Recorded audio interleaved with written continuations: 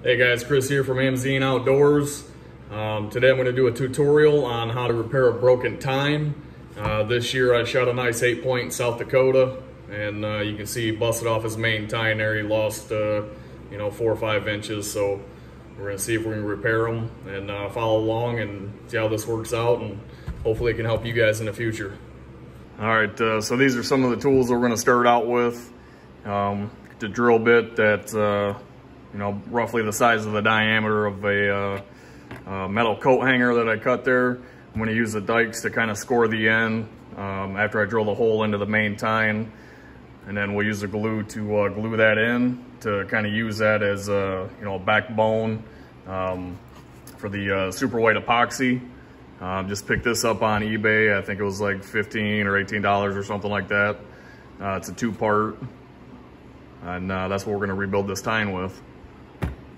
All right, so just put this buck in the vise, and we're gonna go ahead and start drilling a hole.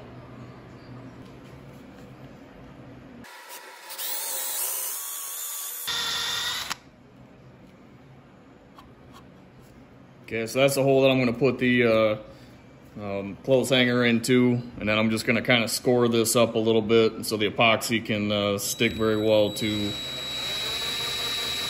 the tine. Give it something to bite onto. All right, so I got my clothes hanger here and my pair of snips.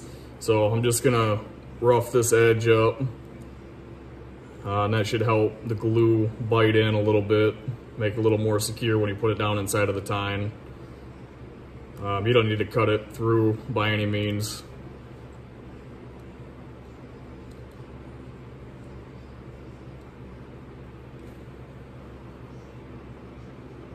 So you can see it's roughed up pretty good there. I think that'll work. All right, so next I'm just gonna take a little bit of super glue, put it on that scored edge that I just made on the clothes hanger. Doesn't need to be doused. Slide it into that hole. Then I'll give it a few minutes to dry up, and then we'll bend it in place. All right, so that glue cured pretty quick. So I went ahead and bent the coat hanger and cut it off to length. So it kind of makes sense. I want to make them pretty symmetrical. It's about what the pictures showed.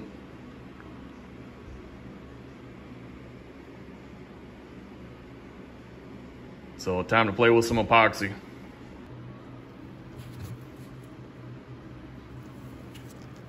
Just showing you what it looks like.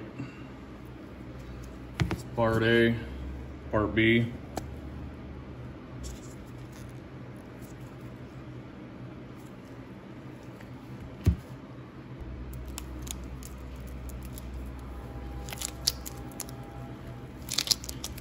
I'm just doing a 50-50 mix. I actually just used both of the canisters there. I don't have a need for this after this project, so I'm gonna just mix it all up together, and I'll use what I need, and then I end up throwing the rest away.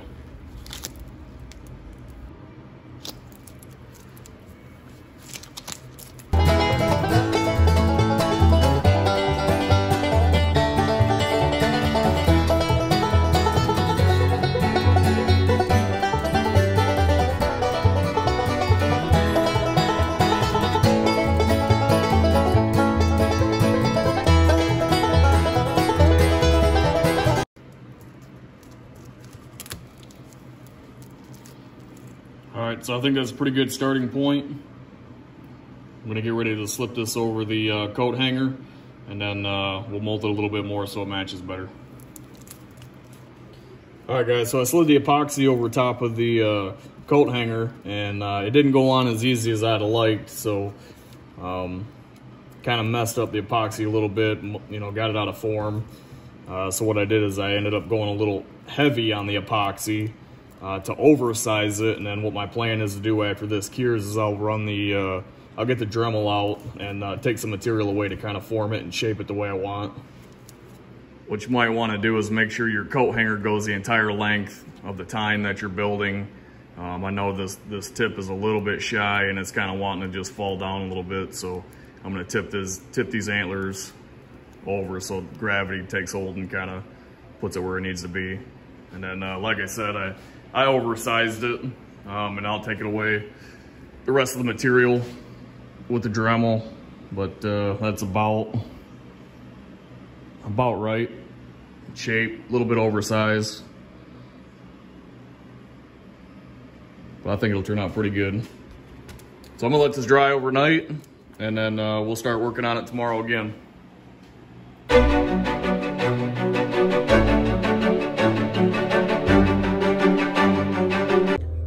All right, guys, so it's the next day. Let it dry for about 22 hours or so, and it's solid. I don't know if you can hear that on the video or not, but it's solid as can be. So I'm gonna put them in a vise and start cleaning it up a little bit and try to make it what I want it to be. So stay tuned. All right, guys, so that's a bit I'm gonna use to kind of take away a little bit of material. And then once I'm done, I'll get it kind of close, and then I'll hand sand it down to where I think it needs to be.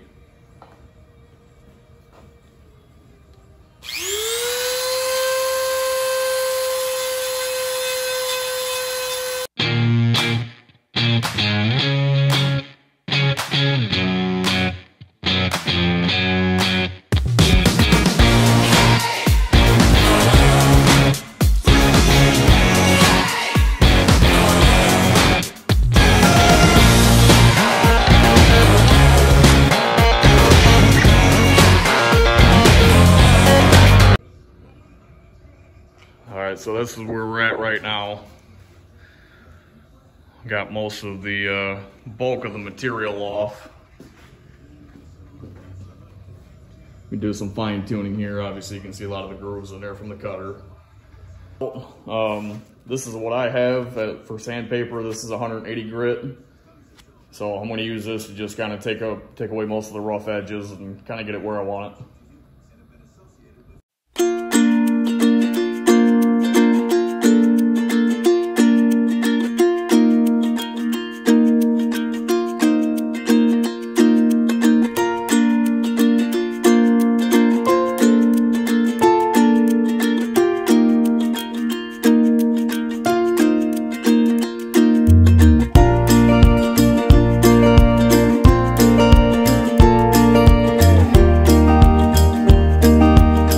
Guys, so this is where he's at right now. Sanded out most all the marks. Look pretty happy with it.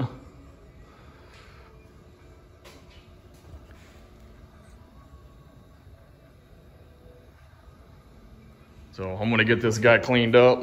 Guys, I got the head all cleaned up. I saran wrapped the skull just so I don't get any stain on it by accident. I'm gonna go ahead and try the Early American.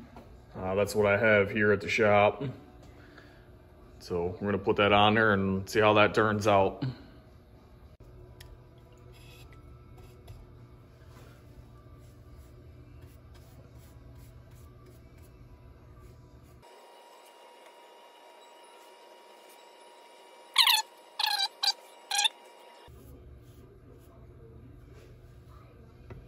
Might take a couple of coats.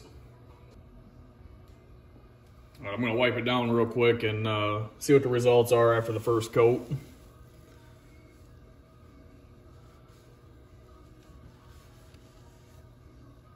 Yeah, definitely gonna need a second or third coat. Or maybe I need to go with a darker color almost. It took a little bit of color out into it.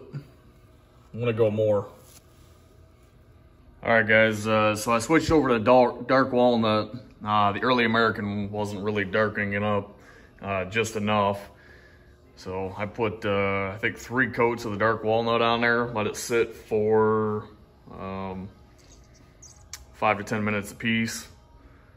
And then just kind of gently wipe it off. There's actually still a little bit of residue of stain on there. I'm gonna try to give it a little color pattern to match it pretty good. I do notice it's pretty tough to match the transition zone there from antler to epoxy. I did the best I could. Maybe you guys can do better than me. But so far it's looking pretty solid. All right, guys, all done. He's all done drying. This is the broken side right here. Super happy with it. Back to where he should be. Can't wait to get him on the wall. Thanks for watching, guys. All right, guys, got him up on the wall. This is just a temporary spot. This is just for show and tell. You can see on his right side there, that's the tine that was repaired. Again, this is my first time doing this, so you know, maybe I made some mistakes. Maybe I could have done things a little better, been more meticulous. I'm pretty happy with it though. Be sure to like, subscribe, and share. Thanks for watching, guys. Amazeen Outdoors is a skull hanging company based out of Michigan. We use locally sourced steel to CNC plasma cut and fabricate all of our products. Our motto is simple, effective, and affordable. There are no fancy names or over-engineered designs. The hangers are built around the skull itself to allow you to securely hang your skull anywhere you please. They are priced with hunters in mind, so you don't have to spend big money to hang your big bucks. AmazeenOutdoors.com